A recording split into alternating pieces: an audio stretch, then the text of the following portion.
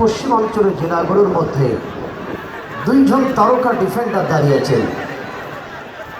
একটি হল আরাফাত, 2 নম্বর জার্সি রেখেছেন তিনি আরাফাত। এই আরাফাত ঢাকা ইউনাইটেড ক্লাবে খেলেছেন আরাফাত, এবং রংপুরের পীরগঞ্জের দলে নিয়মিত তিনি খেলেন। এই আরাফাত, উত্তরবঙ্গের মানুষ আরাফাত সম্বন্ধে জানেন, তার যে কৌশল, বিশেষ করে ডিফেন্স লাইনের তার যে দক্ষতা। এবং আরাফাতের সঙ্গে 21 নম্বর জার্সি নিয়ে যাকে আনা হয়েছে, বহিরাগত খেলোয়াড়, আমার সাউন্ডটা একটু ধরেন বক্সে, 21 নম্বর জার্সিধারী খেলোয়াড় যাকে আনা হয়েছে, যার বাড়ি হলো বগুড়া এবং গাইবান্ধার মাঝামাঝি পজিশনে। পরে আসছি জুবার ব্যবসা থেকে আক্রমণ হচ্ছে না, আবার না ডিফেন্স ক্লিয়ার রাইট দাও রাখতে পারেননি, বল পেয়েছে প্রতিপক্ষের খেলোয়াড়।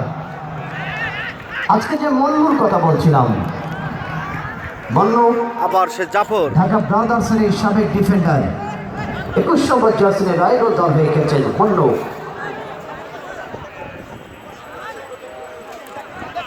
আজকে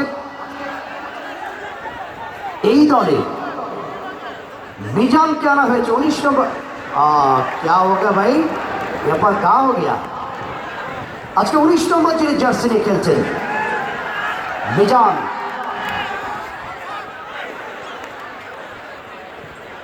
বাংলাদেশ সেনাবাহিনীর এই খেলোয়াড়টিকে আনা হয়েছে, এবং এই দলের সঙ্গে ইলিয়াসের মতো খেলোয়াড় জার্সি নম্বর 20 কে লেফটিতে খেলছেন। পারভেজের অবস্থায় আবারও সেই গোলদাতা পায়েল পায়েল পায়েল পায়েল।